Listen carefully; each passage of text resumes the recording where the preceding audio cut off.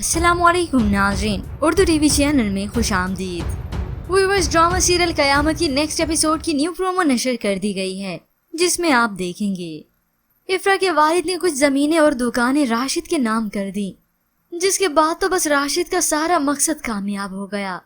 बस अब तो वो हर वक्त इफ्रा की खुशामद करता नहीं थकता। ऑफिस से जब वो घर आता है तो इफ्रा उसे दो टोक कह देती है।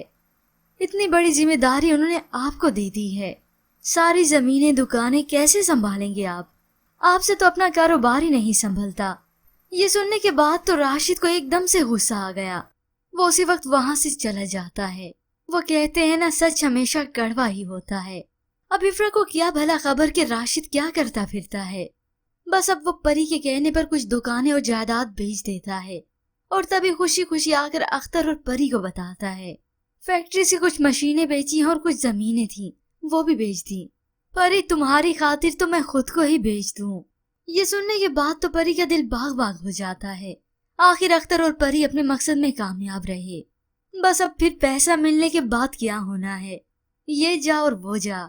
दोनों ने प्लानिंग के मुताबिक अपनी टिकट बुक करवा ली और यहाँ से पैसा लेकर 9-2-11 हो गए। जिसके बाद राशिद को अक्ल आती है कि ये मेरे साथ क्या हो गया, मेरे साथ तो फ्रॉड हो गया। मगर अब इस अकल का क्या फायदा। इफ्रा के वालिद पर हंसा था ना कि एक लड़की ने उन्हें मामू बना लिया, अब खुद भी एक लड़की के झांसे में आ ही गया। व्यूअर्स, आपको क्या लगता है कि राशिद को इतना बड़ा धोखा होने के बाद क्या अकल आएगी?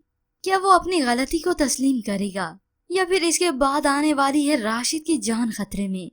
इसके मुतालिक हमें अपनी कीमती राय का इजहार जरूर कीजिएगा। मजीद ड्रामास प्रोमो के लिए आप देखते रहिए उर्दू टीवी।